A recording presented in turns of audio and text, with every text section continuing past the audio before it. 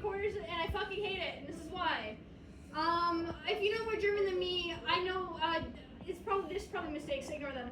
First of all, gender nouns, of course it has gender nouns, can't agree with your fucking European language. It's like, shit, but German's a little bit quirky. We actually have three genders and plural.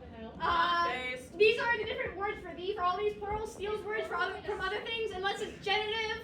Ignore that. No, I mean dative is fucking whatever. Not that bad, right? It gets worse. We'll come back to this.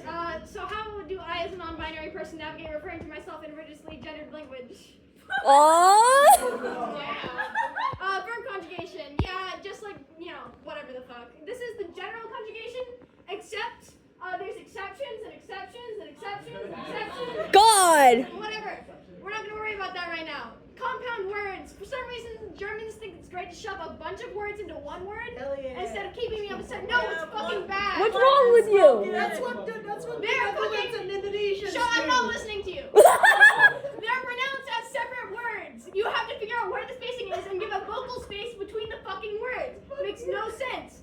For example, you put Lieblings in front of, if you're saying like Lieblingsfarbe, you're asking someone's favorite color.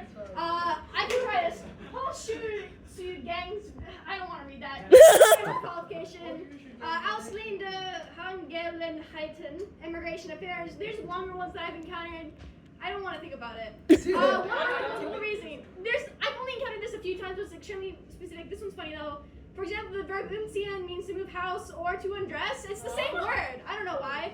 Mann can be husband or man. Frau can be wife or woman. Freund or Freundin can be either friend or boyfriend or girlfriend. So you saying like I'm going out with a male friend and I'm going out with my boyfriend is the same fucking thing.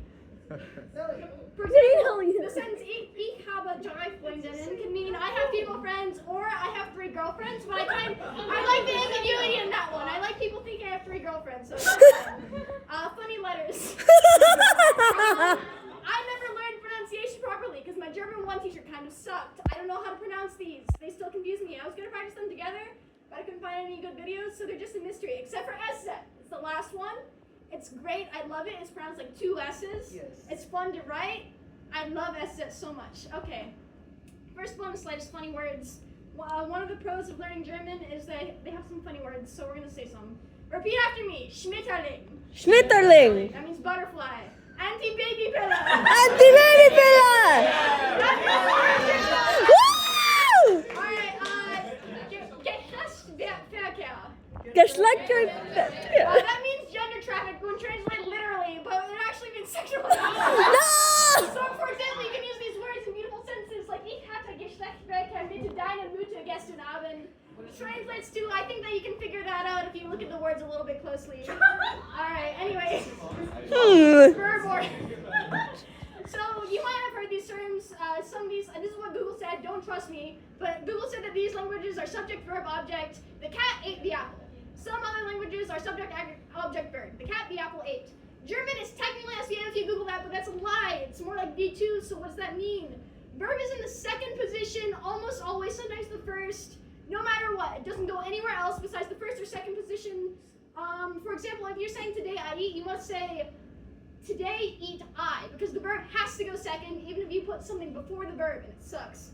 Except sometimes the verb is at the end of a sentence, sometimes it's conjugated, sometimes it's not. Sometimes it's one verb at the start and one verb at the end, or 2 at the end. Things that fuck up the verb second or first rule includes perfect tense, future tense, plusquamperfect tense, some conjugations, but not all of them, future tense, passive voice, introductory clauses, or any clauses, relative sentences, questions. The verb has to be first in a sentence and a question unless you're using a question word. Verbs, using to with the verb in a sentence, and also you can, this massive list of different shit you can do with verbs, you can combine any of them to make a sentence worse. Yeah. Separable verb, you separate them most of the time, unless other shit happens.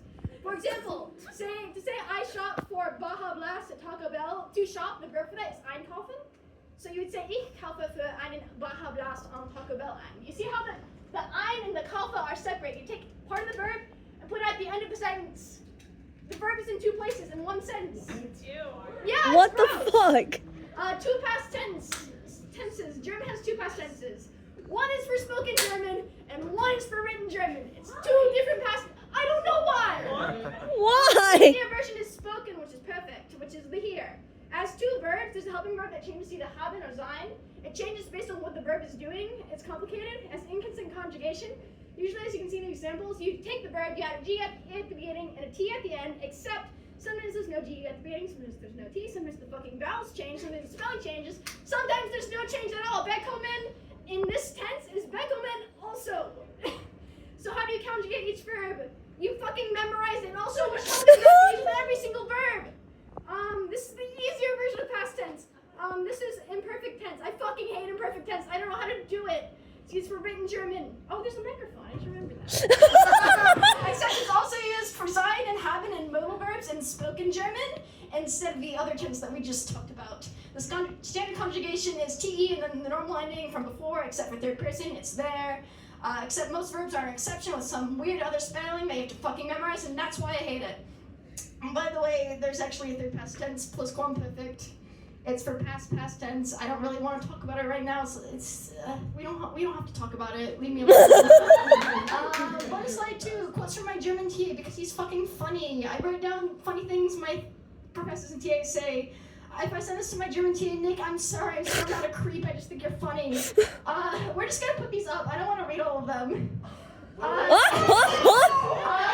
Baby girl, why'd you do that? Oh no, baby girl, you can do that. He said that to a student. It was on accident. So never say it again. And he said, baby girl, why do you do that to a student again? I love the last one. Also, Deutsch ist so schön. Baumstamm. There's more.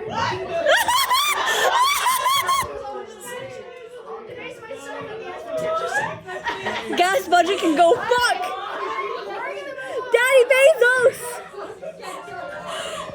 Conjunctive spy, I don't really want to talk about it that much. It's a tired voice for saying the hypotheticals like I would or I would have. If something, this is how you do it, and there's a complicated version. I don't want to talk about it right now. Declensions, this is the worst part of German. So there's things called cases. Nominative, accusative, dative, and genitive. I didn't spell this right. It changes, these are the different ways a noun can be used in the sense as an object, a direct object, an indirect object, or genitive, which I hate and confuses me, and it's not real. These cases affect the word for the word for a, the word for pronouns, other articles, also gender. This combines gender. So you have, when talking about a noun in a sense, you have to know both the case and the gender. And here, so there's all the different words for the based on the case and the gender. All the different words for a based on the case and gender. So you're saying a cat changes up based on what the cat is doing in the sentence. Also, here's the different pronouns. Sometimes they change, sometimes they don't, because it sucks. Adjective endings. So you know how we have cases, genders, articles? So the endings of adjectives change based on all three of these factors. Here's the table for it. So as you can see, based on whether you're using the, whether you're using a, whether you're using neither, the ending that you add to the end of an adjective changes based on all of these things. So saying the old man and old man is different. Also changes based on what the old man is fucking doing. I don't like it. It's really inconsistent. Sometimes E and sometimes EN, sometimes EM, sometimes ES, sometimes there's E, sometimes there's none. I don't like it. I don't like it. Prepositions, listen, this is what I'm studying right now for my final tests. There's a lot of overlap, and it's really hard. And sometimes cases are attached to them, sometimes there's more than one case attached to them. Look at them. There's so many. There's verbs that use them. There's. I don't like this. I don't want to talk about it. Relative clauses. I have to remember how to do this for the fucking final. It's like using. We're 1 minute left, but this is the table. It's like saying that is the man who does something, except the word for who changes based on the gender of the noun and what it's doing in the sentence. And it's usually the same as normal declensions, except when it's not. Anticipatory adverb. I just learned this and it scares me. Usually you say the thing, the adverb, before the thing is replacing. Here, I'll explain it. So this is saying many students are looking forward to it, having semester vacation. Use it because the half means to it. Use it before you're saying the thing that it is referring to. You're replacing the thing with the pronoun before you're saying the thing that the pronoun is replacing. This isn't how languages should work. Why does it work like this? Anyways, thank you for listening. It's time to study German the entire summer so I don't forget it all before my German 20 class in fall. Thank you.